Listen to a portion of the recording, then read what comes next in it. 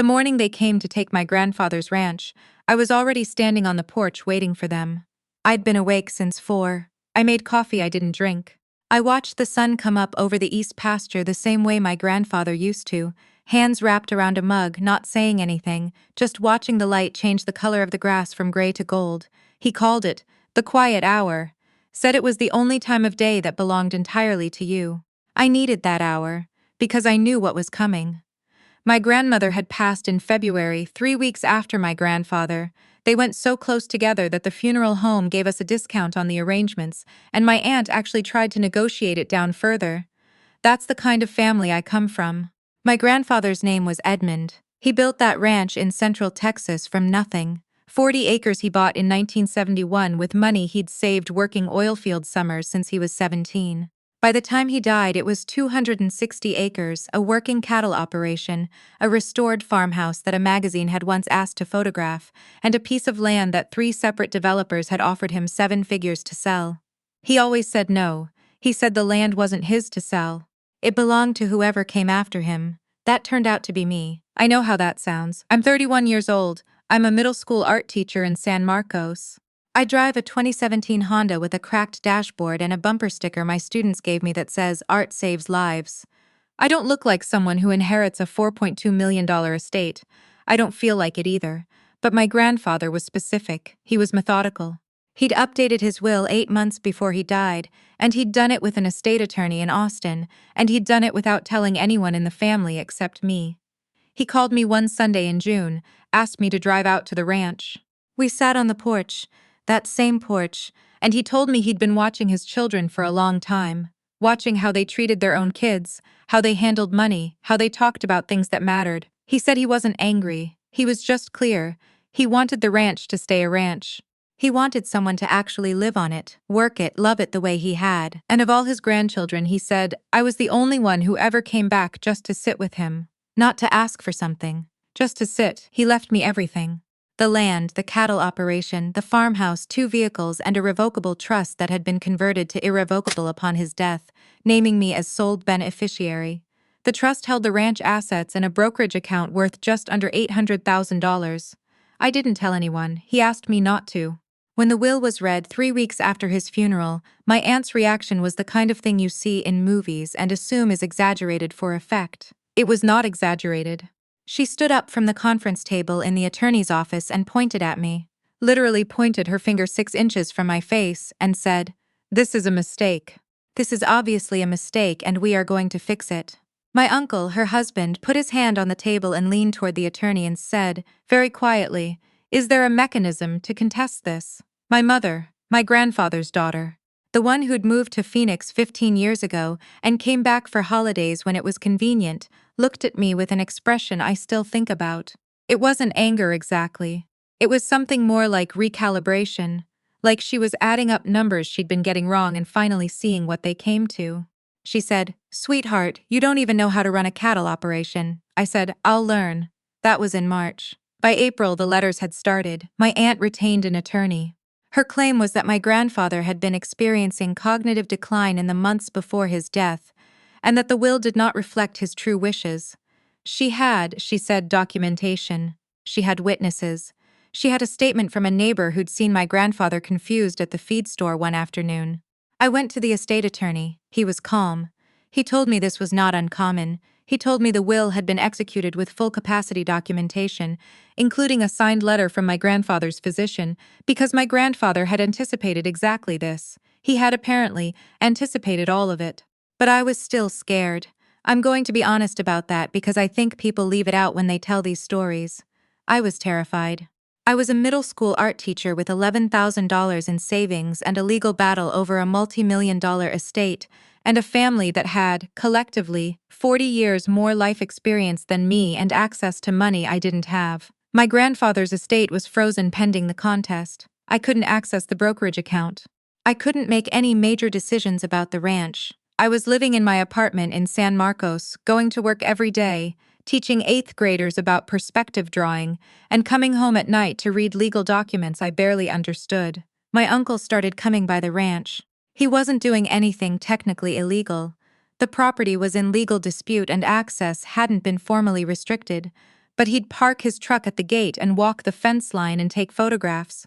My grandmother's friend Tess, who still checked on the property twice a week, called me about it. She said it felt like something she couldn't name, like being watched by someone who was already counting what they were going to take. In May, my aunt filed for a guardianship petition, not over the estate, over me. She claimed I was emotionally unstable, that I had a history of erratic behavior, and that I was not competent to manage the assets I'd inherited. She cited as evidence a period in my mid-20s when I'd taken a leave of absence from my first teaching job to deal with a depressive episode. I had gone to therapy.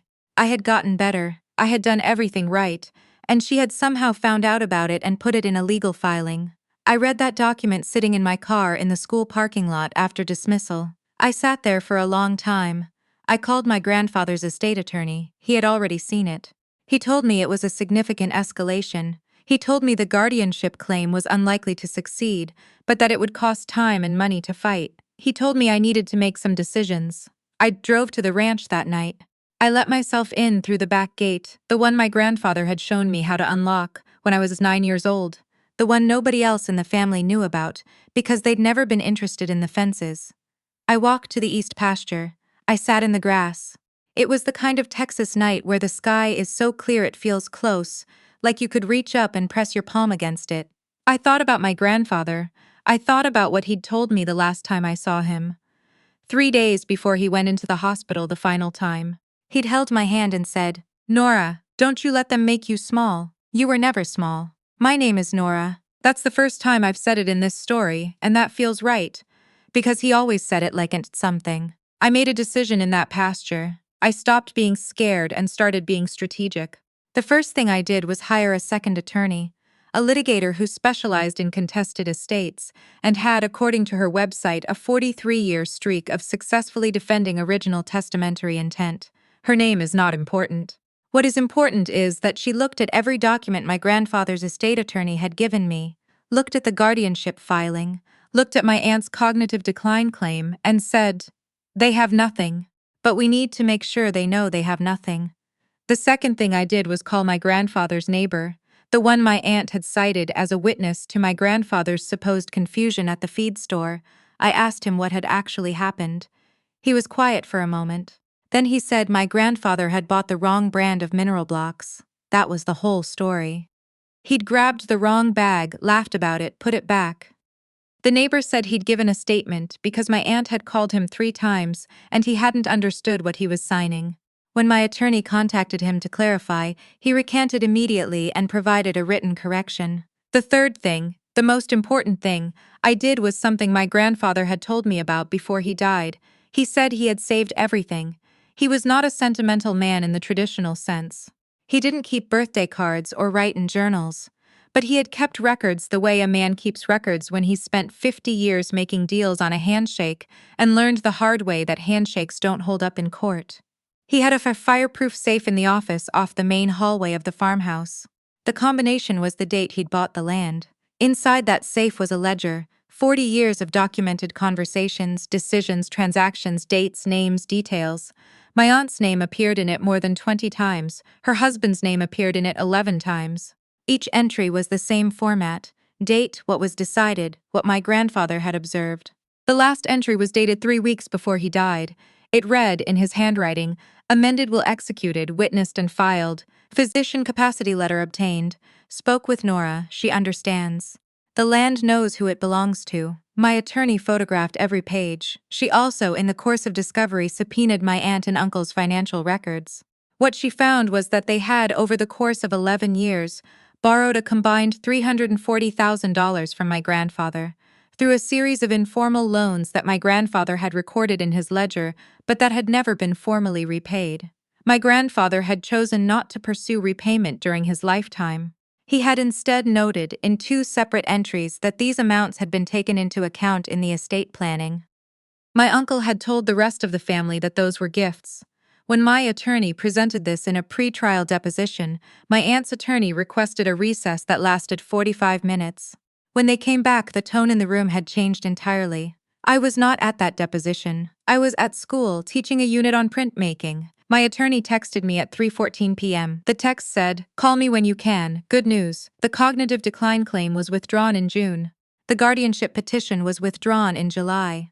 My aunt's attorney sent a letter citing new information and a reassessment of the likelihood of success.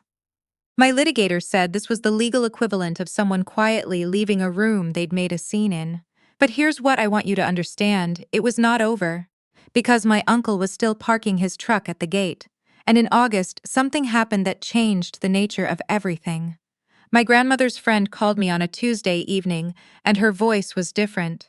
She said she'd been at the property that afternoon to water the plants my grandmother had spent 30 years growing along the south fence.